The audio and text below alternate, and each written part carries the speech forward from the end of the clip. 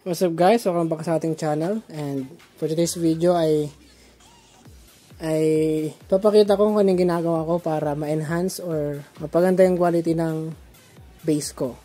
So kung gusto ko yung gaano katigas or kung gaano kalambot. So samahan nyo ko ngayong video na to guys. Tara! Una guys, dito yung gamit natin. Isang equalizer, crossover. Bale, magdi 3-way tayo. Mixer. So, pasensya na sa kalat kasi nire-renovate yung kusina namin, no? So, pasensya na sa kalat. So, yun. Tapos yung gamit natin is dalawang sub-scoop. Tapos, dalawang mid-high. So, yan. So, i-on muna natin ito, guys. Yan, naka-on na yan, guys. So, bali dito. Ito ang nagdadrive sa ating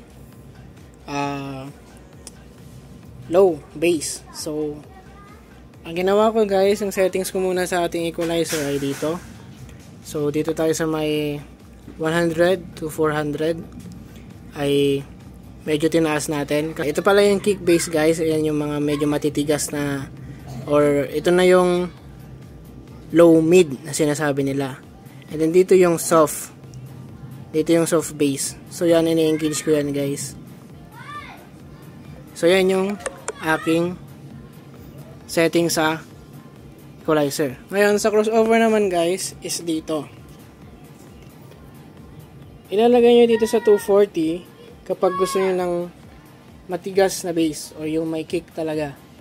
And then yung gusto nyo naman yung katamtaman lang or yung mayroong soft na bass is itong 140. Yan guys, base lang sa pandinig ko. So, depende na sa inyo guys. Dito nyo lang hanapin yan guys kung gusto nyo yung i-adjust yung tigas or yung lambot ng bass na gusto nyo. Minsan yung iba dito rin nila nilalagay sa gitna ng 240 tsaka 140. So parang pinaghalong kick tsaka soft bass yan. Pero ako guys, dito ko nilalagay. So binabagay ko rin guys sa type ng speaker ko. So since subscoop ako, more on more on soft bass, more on gapang. So, dito kayo nilalagay. So, 140. Tapos, kung nanonood na kayo sa channel ko guys, is yung MCV naman, ang ginagawa kong setting sa MCV ko ay dito sa 240. Yan. So, dito na ako. So, since subscoop yung gamit natin, ito yung gagamitin natin. Then, dito naman is naka-flat lang sa ating EQ, built-in EQ sa ating mixer. Flat din dito. So, pasensya na talaga sa kalat guys. Nililinisan ko tong gamit ko guys. Sadyang mayroon lang renovation na nangyayari dito sa bahay. O may inaayos.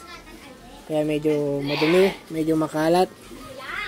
Dagdag pa guys is nilo-low cut ko dito sa ating mid-high para wala na masyadong mabawasan ng konting bass na lumalabas sa ating mid-high para iwas sunog. No, so ito yung settings ko sa mid-high, ito yung sa mid-low. Ayan, mid-low, dito yung mid-high ko. So yan. So matinis na yung 3.5k Hz, no?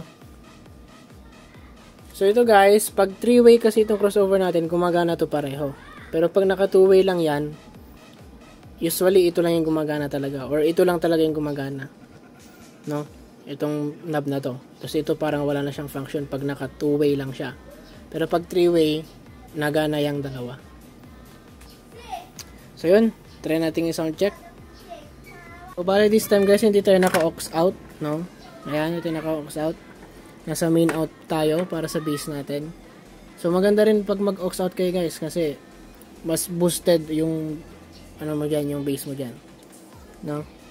Pero maganda lang aux out kapag sa mga event na more on speech, more on salita. Pag disco naman, mas maganda sa main output.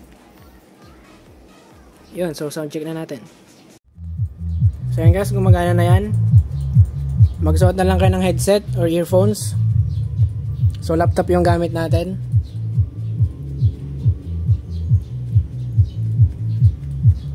Yan. So yan guys, ito yung settings ko sa crossover, 140 Hz. Lapitan natin, so pasensya na sa kalat talaga.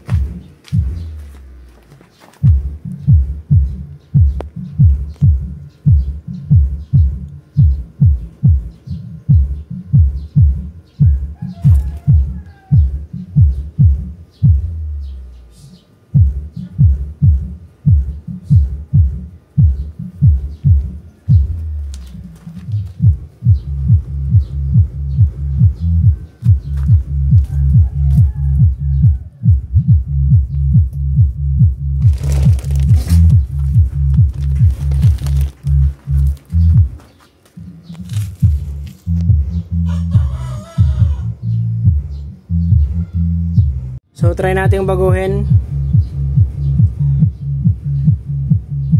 Ayan guys, narinig nyo ba? Mas nagkaroon siya ng kick bass.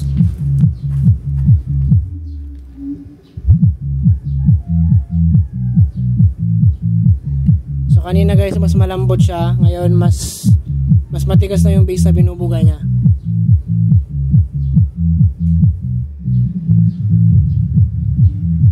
So yan, pasensya na kasi siya pwedeng lakasan masyado. Pasensya na. Kasi yun nga, magkakalapit lang yung bahay dito. Baka pagalitan tayo ng kapitbahay. So yan, balik natin sa dati. Yun.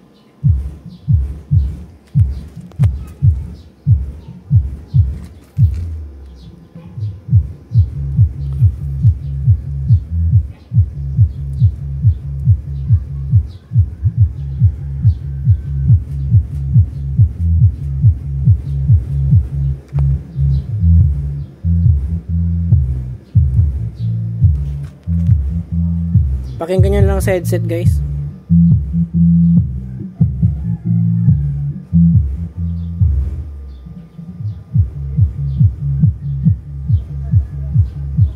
So yun yung video natin guys. So gamit kayo nung headset nyo or earphones para mas marinig nyo yung bass quality natin. So ganun yung ginagawa ko guys kapag gusto ko ng mas kick or mas matigas na bass or yung mas malambot na bass.